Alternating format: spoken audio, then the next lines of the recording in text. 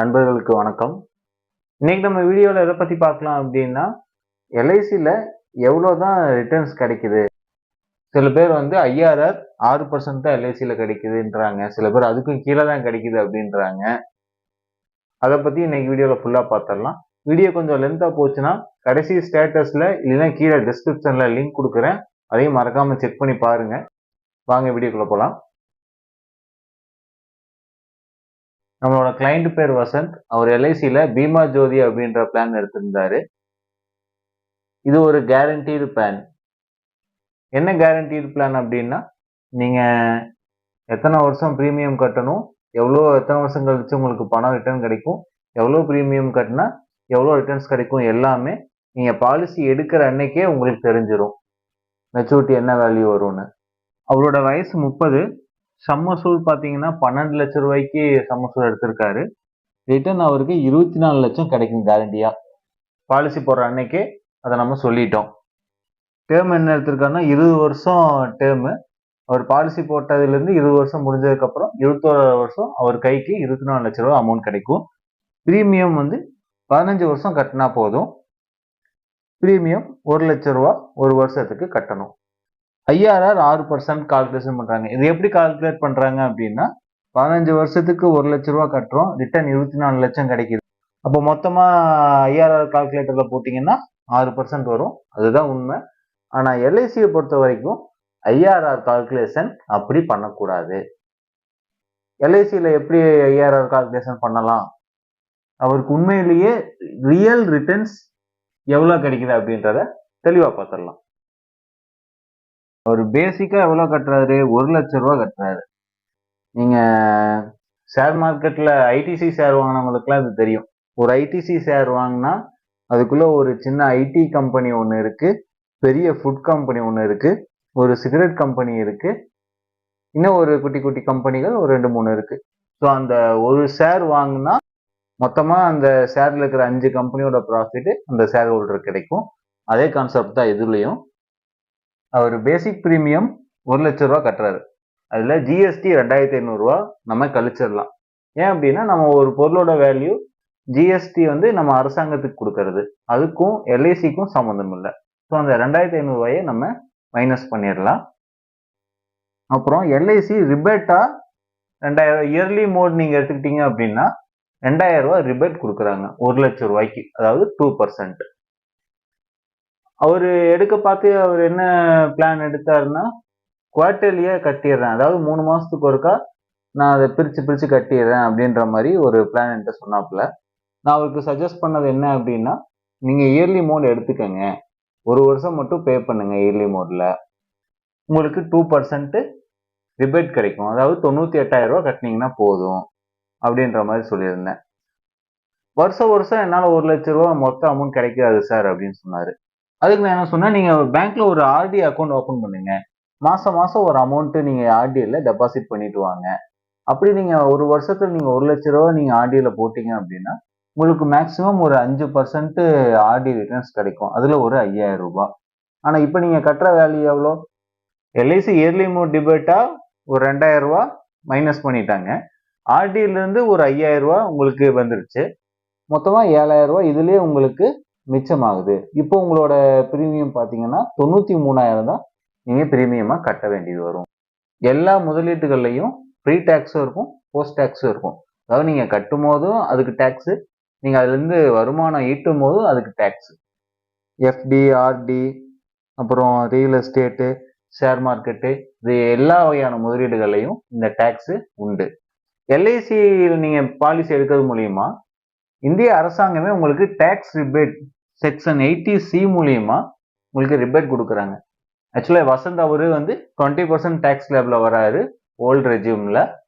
அந்த வகையில் 1 லட்ச ரூபாய்க்கு 20,000 ரூபா அவங்களுக்கு ரிபேட்டாக கிடைச்சிருது. போஸ்ட் டேக்ஸ் செக்ஷன் 1010D மூலியமா இங்கே 24 லட்ச ரூபா அவருக்கு மெச்சூரிட்டி அமௌண்ட் கிடைக்கும்னு சொல்லியிருந்தோம் இல்லைங்களா? இந்த 24 லட்ச ரூபா அவர் கையில் வாங்க பார்த்து எந்த விதமான டேக்ஸும் பிடிக்கிறது இல்லை. விச் மீன்ஸ் 1 ரூபா கூட அந்த 24 லட்சத்துலேருந்து எடுத்துக்கிறது இல்லை. அப்படியே கஸ்டமர் கையில் எல்ஐசி கொடுத்துருவாங்க.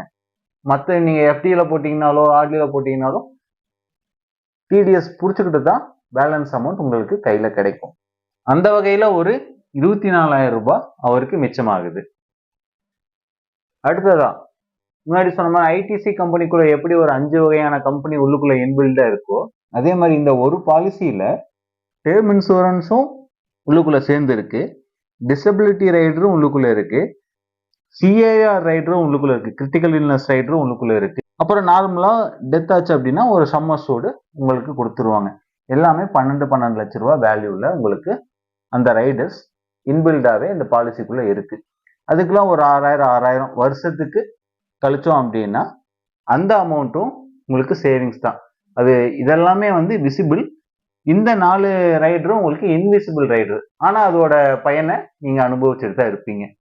உதாரணத்துக்கு இந்த பாலிசி ஹோல்டர் அந்த பாலிசி எடுத்து ஒரு வருஷம் தான் பணம் கட்டி இருக்கிறாரு.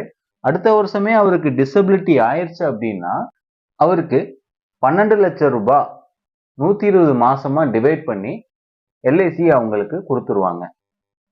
அதாவது ஒரு வருஷம் தான் 1 லட்சம் தான் பணம் கட்டி இருக்கிறாரு.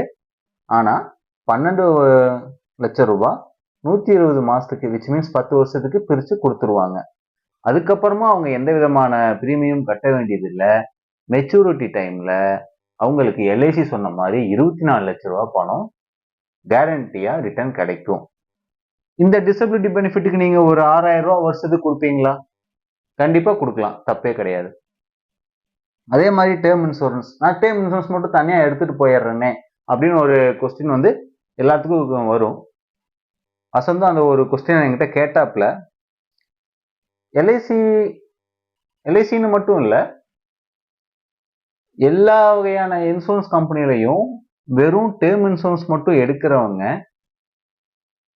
அதிகபட்சம் 90% பேர் அந்த டேர்ம் இன்சூரன்ஸ் காலம் முழுக்க அதை கட்டுறது இல்லை, இடையிலேயே லேப்ஸ் ஆயிருது. அதுதான் உண்மையான விஷயம். ஸோ டேர்ம் இன்சூரன்ஸும் இதுக்குள்ள இன்பில்டா இருக்கிறதுனால நீங்க எந்த பிரீமியம் கட்டும் போது அதையும் சேர்த்து கட்டிட்டு ஆகணும். ஸோ டேர்ம் இன்சூரன்ஸோட பயன்களும் உங்களுக்கு கிடைச்சிரும். அதுக்கு ஒரு 6,000 ரூபாய். திஸ் இஸ் சிஏஆர் ரைடர், அதாவது குறிப்பிட்ட ஒரு 15 வகையான நோய்களுக்கு உங்களுக்கு 12 லட்சம் ரூபாய் எல்ஐசி கொடுப்பாங்க. டெத்து சம்மசோடு உங்களுக்கு ஆட்டோமேட்டிக்காக உங்களுக்கு ஒரு 12 லட்சம் ரூபாய் வந்துடும். உங்களுக்கு சர்வீஸ் கொடுக்கறதுக்காக எல்ஐசி இந்தியா பூராவுமே நிறைய முகவர்கள் இருக்கு, நிறைய எல்ஐசி கிளைகள் இருக்கு. அதுக்கெல்லாம் ஒரு 1000 ரூபாய் நீங்க கொடுக்கலாமா? தாராளமா கொடுக்கலாம். ஸோ அதுக்கு ஒரு 1000 ரூபாய் நான் இங்க போட்டுக்கிறேன். ஸோ இதெல்லாம் நீங்க கழிச்சு பார்த்தீங்க அப்படின்னா 1 லட்சம் ரூபாய் பேசிக் ப்ரீமியம், இதுல ஜிஎஸ்டி போக மற்ற எல்லாமே நீங்க கழிச்சிங்க அப்படின்னா 21,500 ரூபாய் தான் நீங்க ஆக்சுவலா நீங்க கட்டுறீங்க. ஆக்சுவல் பிரீமியம் 21,500 தான். நீங்க இப்ப இந்த 21,500க்கு ஐஆர்ஆர் கால்குலேஷன் போட்டு பாருங்க. வருஷம் 21,500 ரூபாய் கட்டுறீங்க, 15 வருஷம் கட்டினீங்கன்னா போதும். அப்படி பார்க்கும்போது 15 வருஷம் கூடியே நீங்க மொத்தமா 3,22,500 ரூபாய் தான் இந்த பாலிசிக்காக கட்டியிருப்பீங்க. ஆனா உங்களுக்கு எல்ஐசி 24 லட்சம் ரிட்டர்ன்ஸ் தருது. இப்போ நீங்க இந்த வேல்யூ வச்சு நீங்க ஐஆர்ஆர் கால்குலேட் பண்ணி பாருங்க. ஐஆர்ஆர் கால்குலேஷன் எங்கேயோ போகும். So LIC IRR calculation totally different. அதை மட்டும் நீங்க மனசுல பதிஞ்சுக்கங்க. ஸோ இதுக்கப்புறம் யாராவது உங்ககிட்ட வந்து எல்ஐசியில போட்டோம் அப்படின்னா ஐஆர்ஆர் வந்து கம்மியா தான் கிடைக்கும், மற்ற முதலீடுகளில் போடுங்க ஐஆர்ஆர் ஜாஸ்தி கிடைக்கும், 8% கிடைக்கும் மினிமம் அப்படின்னு சொன்னாங்க அப்படின்னா நீங்க அவங்களுக்கு இந்த கால்குலேஷனை எடுத்து சொல்லுங்க. ஏன்னா நீங்க ஒரு எல்ஐசி பாலிசி எடுத்திருக்கீங்க, உங்களுக்கு வந்து நான் தப்பான முடிவு எடுத்துட்டணும் அப்படின்ற ஒரு எண்ணம் வந்துடக்கூடாது அப்படின்றதுக்காக தான் இந்த வீடியோ. இந்த மாதிரி இந்த பயன்கள் எல்லாம் டேர்ம் இன்சூரன்ஸ், டிசபிலிட்டி, இது மாதிரி ஒரு பெனிஃபிட் வந்து வேற எந்த விதமான முதலீடுகளையும் கிடையாது. உதாரணத்துக்கு நீங்க ஒரு ஷேர் மார்க்கெட்ல இன்வெஸ்ட் பண்ணீங்கன்னா கூட நீங்க எவ்வளவு இன்வெஸ்ட் பண்ணீங்களோ அந்த அன்னைக்கு என்ன ப்ராஃபிட் இருக்கோ அதுதான் உங்களுடைய வாரிசுதாரர்களுக்கு போகும். ஆனா எல்ஐசி அப்படி இல்லை. நீங்க ஒரு பிரீமியம் கட்டியிருந்தாலும் எல்ஐசி என்ன உங்களுக்கு அஷூரன்ஸ் கொடுத்தாங்களோ அந்த அமௌண்ட் உங்களுடைய நாமினிக்கு கண்டிப்பா போய் சேர்ந்துடும். இது எந்த விதமான மாற்றமும் இல்லை. உங்களுக்கு வேறு வகையான எல்ஐசியில எதுவும் சந்தேகங்கள் இருந்துச்சுன்னா கீழே கமெண்ட்ல பண்ணுங்க, நான் அதுக்கு வேற ஒரு வீடியோவா ரிப்ளை போடுறேன். இந்த வீடியோ உங்களுக்கு பயனுள்ளதா இருக்கும்னு நினைச்சீங்க அப்படின்னா நம்ம சேனலை சப்ஸ்கிரைப் பண்ணுங்க. இந்த வீடியோ உங்க நண்பர்களுக்கும் உறவினர்களுக்கும் பயனுள்ளதா இருக்கும்னு நினைச்சீங்கன்னா அவங்களுக்கும் ஷேர் பண்ணுங்க.